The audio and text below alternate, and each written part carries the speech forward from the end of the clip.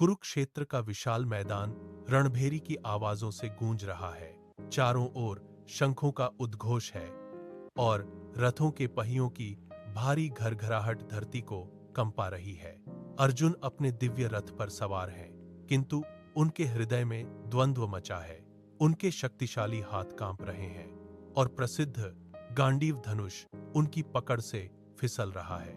वह व्याकुल होकर श्री कृष्ण की ओर मुड़ते हैं और रुंधे गले से कहते हैं, हे माधव, यह मन अत्यंत चंचल और अशांत है। इसे वश में करना वायु को मुट्ठी में कैद करने जैसा कठिन प्रतीत हो रहा है। मैं अपनों पर शस्त्र कैसे उठाऊं? श्री कृष्ण ने रथ की लगाम थामे हुए अत्यंत शांत भाव से अर्जुन की ओर देखा। उनके चेहरे पर एक दिव्य मुस्कान थी। उन्होंने धैर्यपूर्वक कहा, हे पार्थ, निसंदेह मन को जीतना कठिन है, परंतु निरंतर अभ्यास और वैराग्य की शक्ति से इस विचलित मन को भी वश में किया जा सकता है। मनुष्य की नियति उसके विचारों से निर्मित होती है।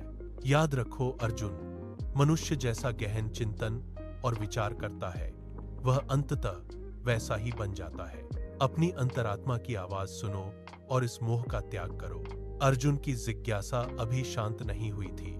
उन्होंने पुनः प्रश्न किया, हे जनार्दन, तो फिर इस क्रोध और भ्रम का अंतिम परिणाम क्या है?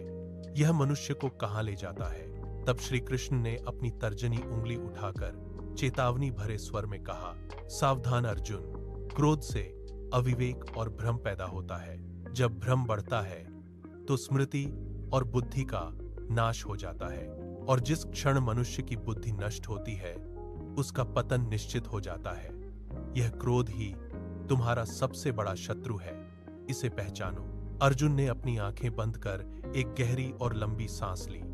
उन्होंने पूछा, सच्चा ज्ञानी कौन है माधव? श्री कृष्ण ने मधुर स्वर में उत्तर दिया, जो सुख और दुख, लाभ और हानि तथा जीत और हार को समान समझता है, वही स्थिर बुद्धि वाला सच्चा ज्ञानी है। इन वचनों ने अर्जुन के हृदय के अंधकार को मिटा दिया। उनका भय लुप्त हो गया। अर्जुन ने दृढ़ता से अपना गांडीव उठाया और रथ को आगे बढ़ने का संकेत दिया। अब उनकी दृष्टि केवल अपने लक्ष्य पर थी। वे युद्ध के लिए पूर्णतः तैयार थे।